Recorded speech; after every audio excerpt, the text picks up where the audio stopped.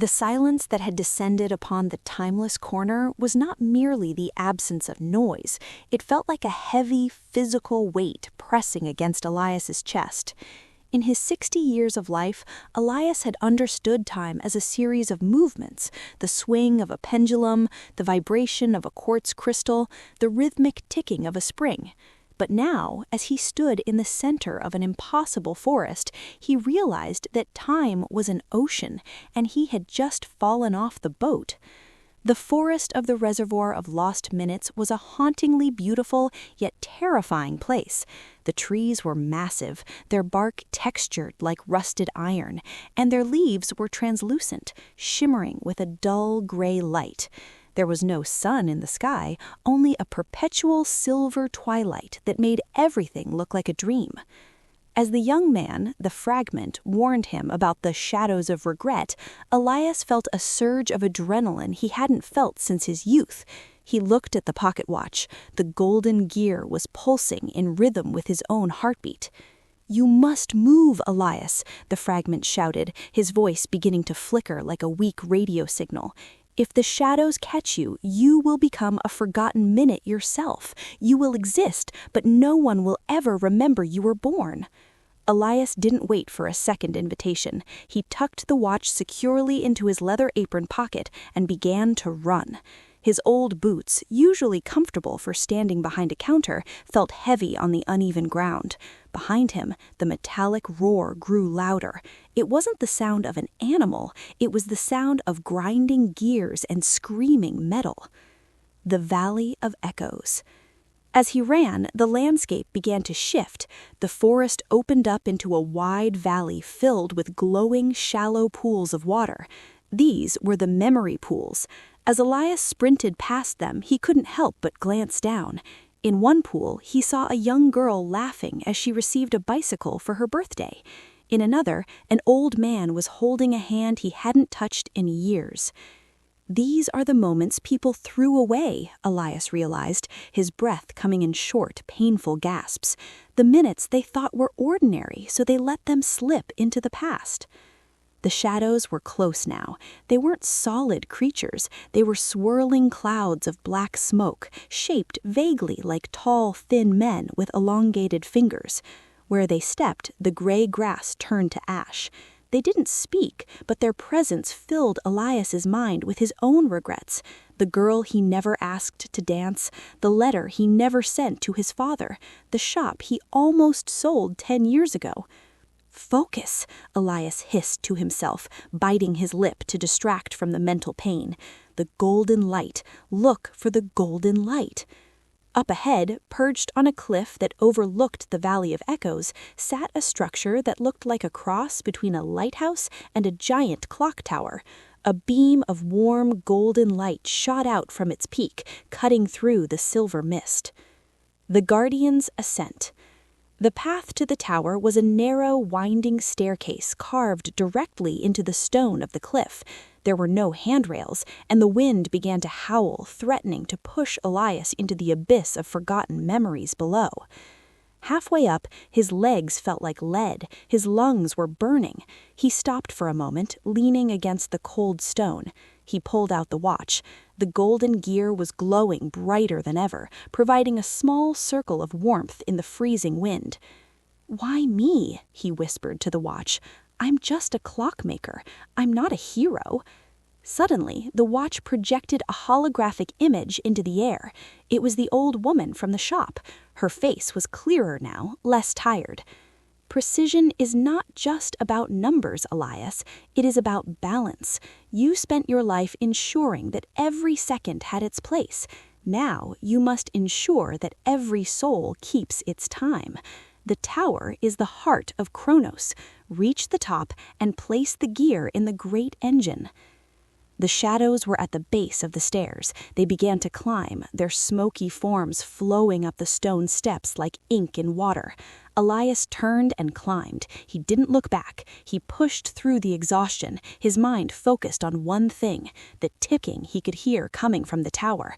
It was the first real sound he had heard since leaving his shop. It was the sound of a world that wanted to keep turning. Part 1, Continuation, Section 1.2. Elias reached the heavy bronze doors of the tower just as the first shadow reached the landing. He threw his weight against the doors. They creaked open, revealing a chamber filled with massive vertical gears, some as large as houses. The air was thick with the smell of ozone and hot oil. He slammed the doors shut and bolted them with a heavy iron bar. The shadows began to beat against the wood, a sound like hammers wrapped in velvet. Thump. Thump, thump. The great engine, Elias breathed, looking up.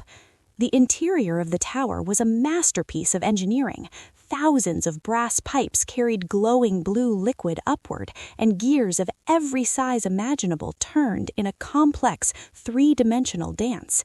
At the very center, suspended by golden chains, was a hollow sphere. He climbed the internal ladders, his hands slick with oil. As he reached the central platform, he saw a man standing there. The man was dressed in an 18th century suit, but his skin appeared to be polished mahogany wood. "You are late," the wooden man said, his jaw clicking as he spoke. "The friction of the world has increased. The engine is slowing down." "I have the gear," Elias said, reaching into his pocket. The wooden man's eyes, two ticking small watch faces, widened. "The golden gear of first intent? If you place that in the engine, you won't just restart time. You will merge your own timeline with the reservoir. You will never be able to go back to your shop as the same man." Elias looked at the gear, then thought of Oakhaven. He thought of his quiet mornings, his tea, and his dusty counter. Then he thought of the world frozen in time, the fly mid-air, the pendulum stopped. "A clock that doesn't move is just a box. I didn't spend my life fixing boxes. I fixed time." With a steady hand, he stepped toward the hollow sphere. The shadows were starting to seep through the cracks in the door below. The tower began to shake as the shadows of regret tried to tear the foundation apart. Elias reached into the heart of the engine.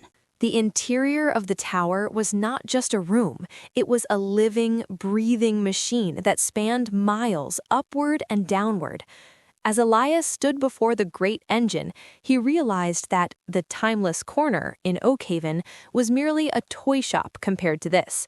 The scale of the machinery was dizzying.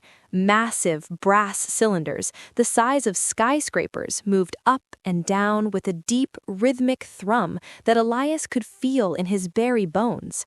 The wooden man, whose clock-face eyes were spinning frantically, stepped aside. "You must be careful, watchmaker," he warned, his voice sounding like two wooden planks rubbing together. "The heart of Kronos does not accept foreign parts easily. If your intent is not pure, the gears will crush you before they accept the golden gear." Elias looked down at the gear in his hand.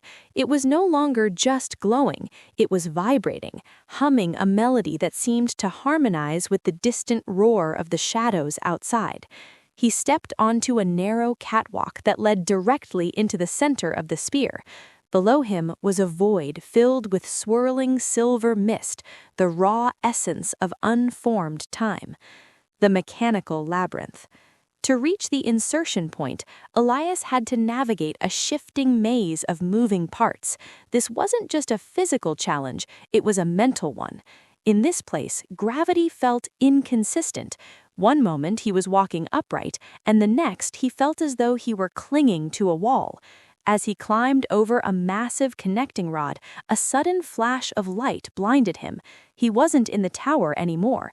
He was back in his shop, but it was years ago.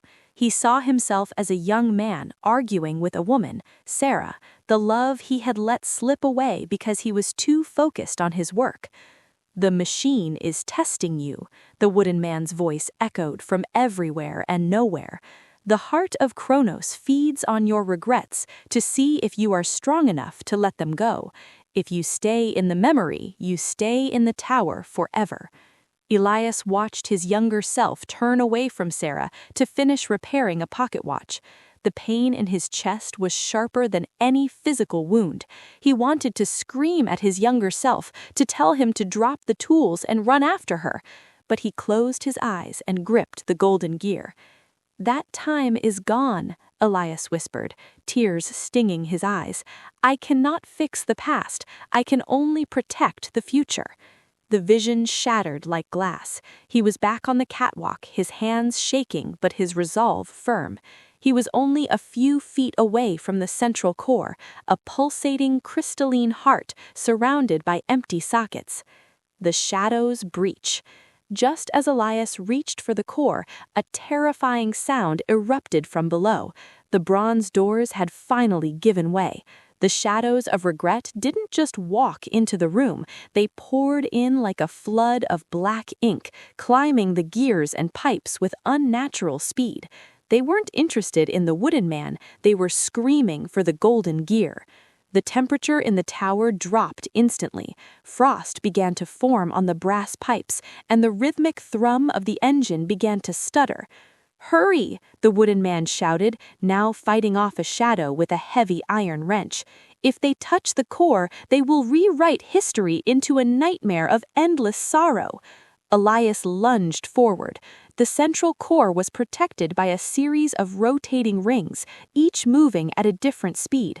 It was a lock that only a master watchmaker could understand. He didn't have his tools, but he had his ears. He listened to the clicks, the subtle changes in the vibration of the metal. Click, slide, rotate. He timed his movement perfectly, reaching through the spinning rings. His sleeve caught on a sharp edge, tearing the fabric, but he didn't stop. He pressed the golden gear into the empty socket at the very center of the crystalline heart. The Great Reset. For a second, everything stopped. The shadows froze midair. The wooden man stayed perfectly still. Even the mist in the void below ceased its swirling. Then a blinding golden shockwave exploded from the core. It wasn't a destructive explosion, it was a wave of warmth and clarity. As the light hit the shadows, they didn't dissipate, they transformed. The black smoke turned into white petals, then into shimmering sparks of light that drifted upward like embers. The regrets were being converted back into possibilities.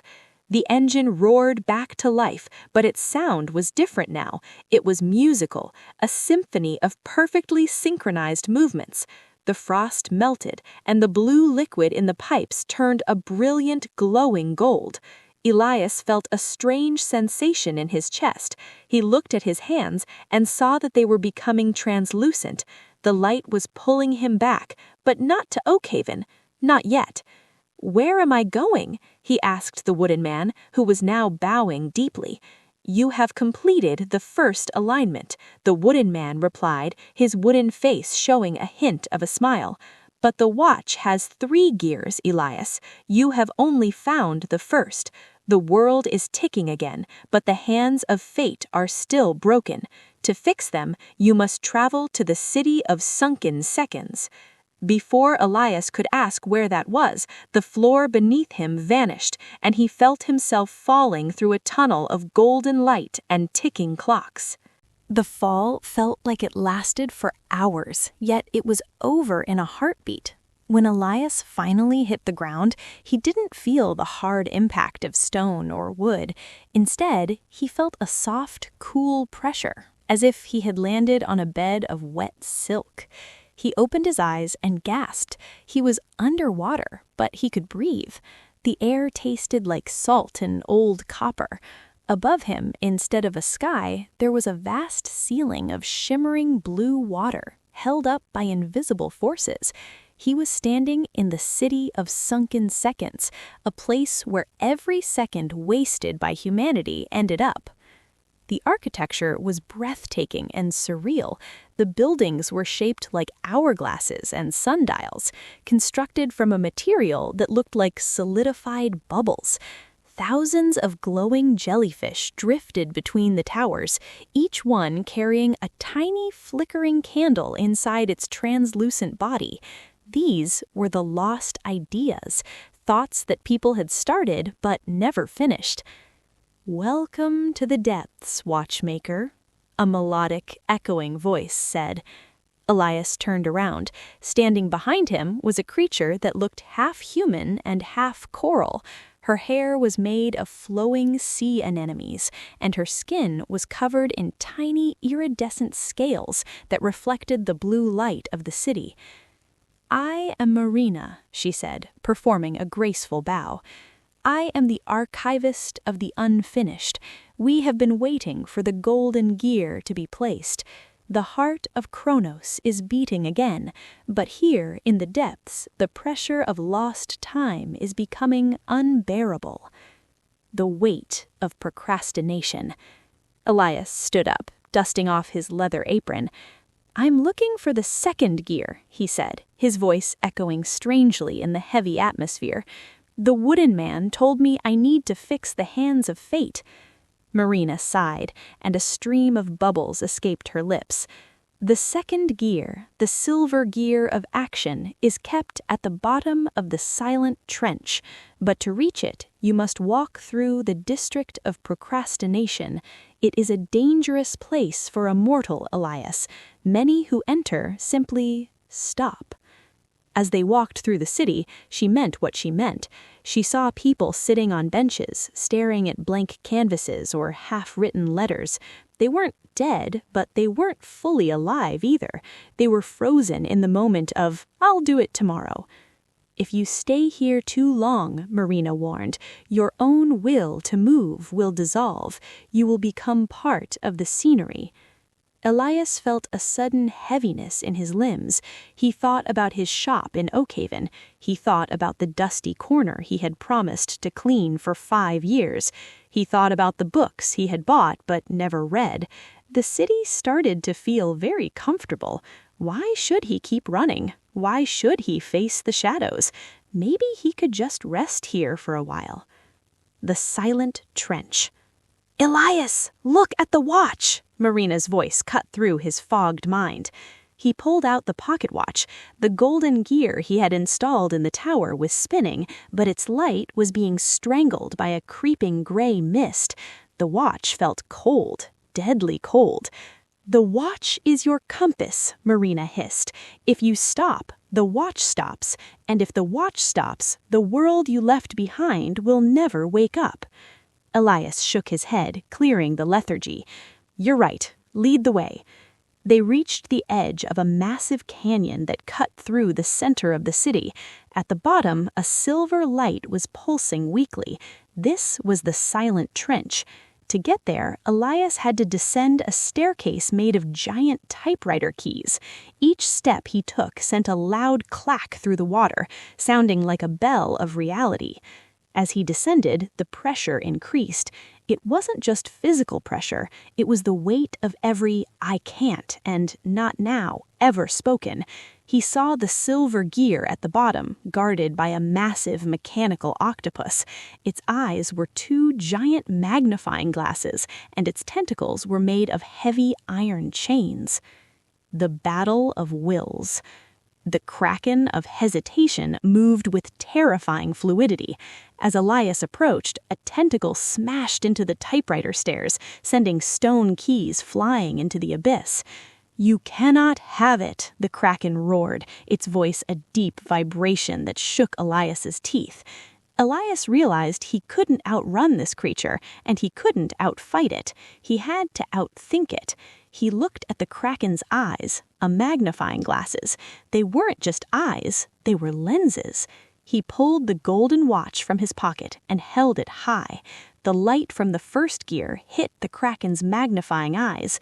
Because the kraken was a creature of darkness and hesitation, the brilliant light of first intent was blinding. The creature shrieked, its chains clashing together as it covered its eyes. Elias didn't hesitate. He jumped from the stairs, falling 20 feet through the heavy water, and landed right on the central pedestal where the silver gear sat. The gear was cold and sharp, its edges perfectly polished. As soon as his fingers touched the silver metal, the pressure in the trench vanished.